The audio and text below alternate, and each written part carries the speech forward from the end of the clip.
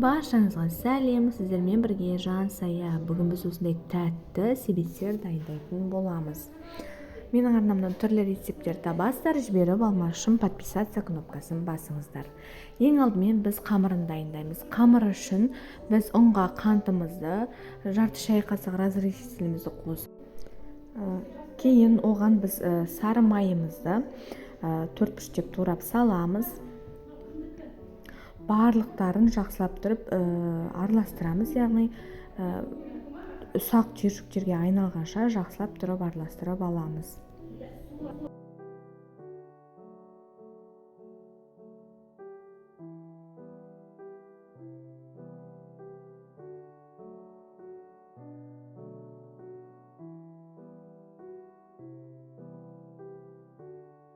Кейін оған бір жұмыртқамызды қосып, жақсылап қамыр пайда болғанша елеп аламыз. Дайын болған қамырымызды мешочыққа, яғни салафанға салып, холодильникке жарты сағатқа қойып қоясыздар.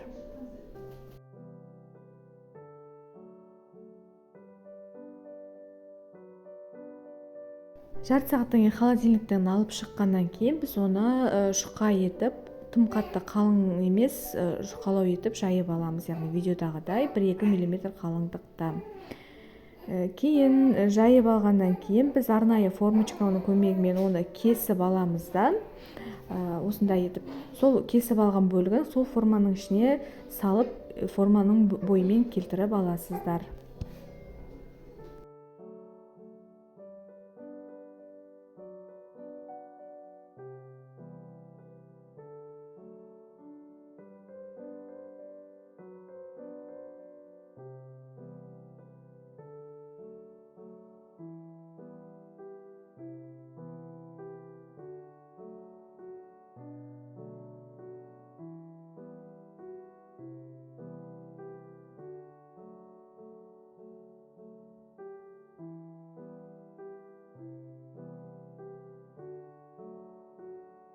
Кейін осылай формаларға келтіріп алғаннан кейін мен екінші формалармен үстінен салып пісірдім. Сіздер үстіне пергамент салып, кез келген бір күріш нелерді салып пісірулеріңізге болады. 180 градуста 20 минут пісіресіздер.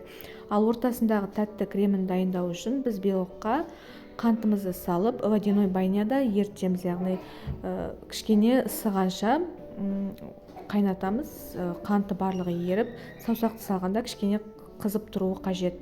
Кейін оны водяной банядан алып, қанты еріген миксермен жақсылап әппақ көпіршікке айналғанша миксерлеп аласыздар. Оған бір 10 минуттай уақыт кетеді.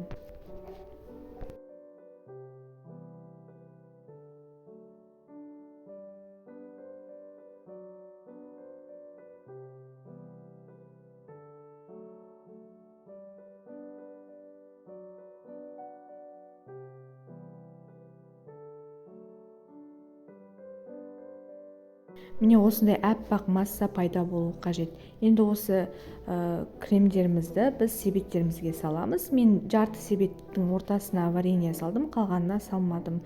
Ортасына салмасы ретінде салуларыңызға болады. Мүлдем салмай, тек қана кремді жағып қойсаңыздар да болады. Міне осындай суыған себеттерімізге кремдерімізді жағып, холодильникке жарты сағатқа қойып қоясыздар. Біздің тәтті себеттеріміз дайын болды. Міндетті түрде жасап көріңіздер. Егер видео ұнаса, лайк басып тіркеліп кетіңіздер.